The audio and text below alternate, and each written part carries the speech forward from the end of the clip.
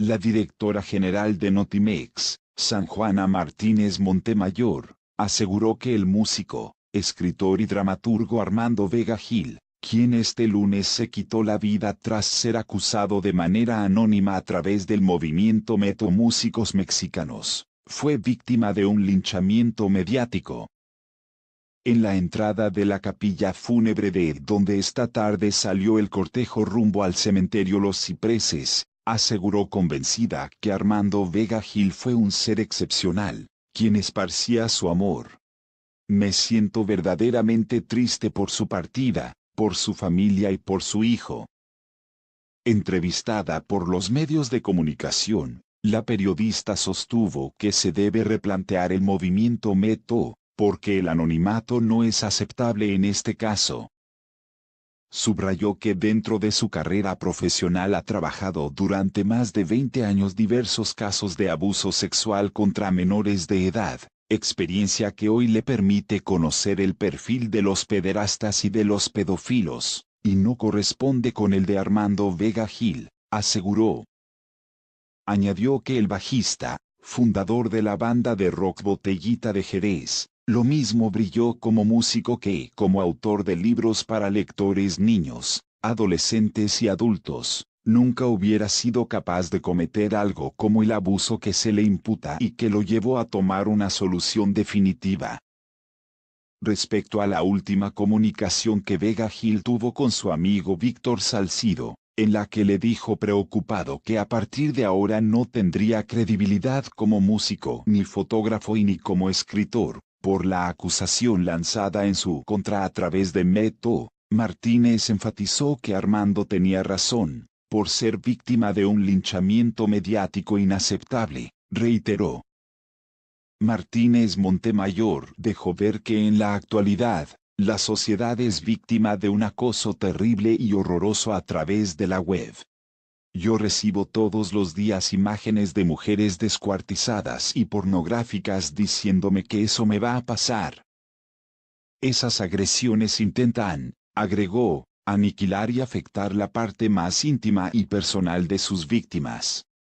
Evidentemente, su corazón noble y sensible no resistió este ataque feroz y tan cruel en las redes. Hay que replantear el método, concluyó. Dan el último adiós a Armando Vega Gil, fundador de Botellita de Jerez. El féretro que cobija al cuerpo de Armando Vega Gil, cubierto con un paño rojo y rodeado de decenas de arreglos florales, está a punto de salir de la agencia funeraria donde es velado desde la noche de este lunes. Personalidades del mundo artístico, cultural y periodístico comenzaron a llegar desde esta mañana para darle el pésame a la señora Evelia Rueda, mamá del músico y escritor, así como a sus hermanos Daniel y Gabriel. El llanto fue la constante.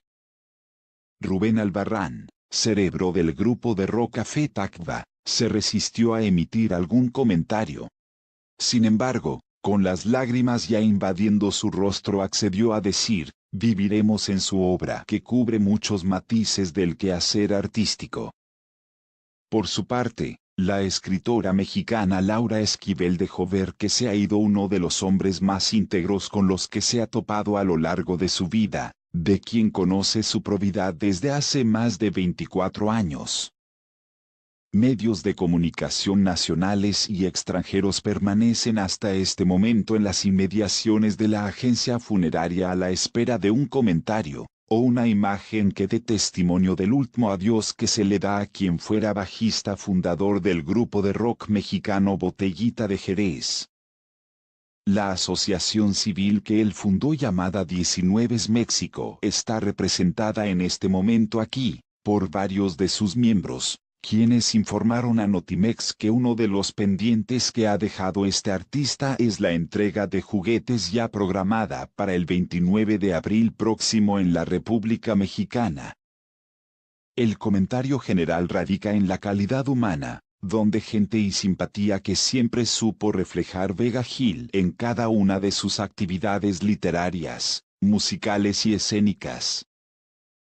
David Youssef dijo a nombre de la asociación que resulta increíble, Y por supuesto nada creíble que el músico hubiera podido, ni por error, faltarle al respeto a una niña de 13 años, quien supuestamente hoy tiene 23 años.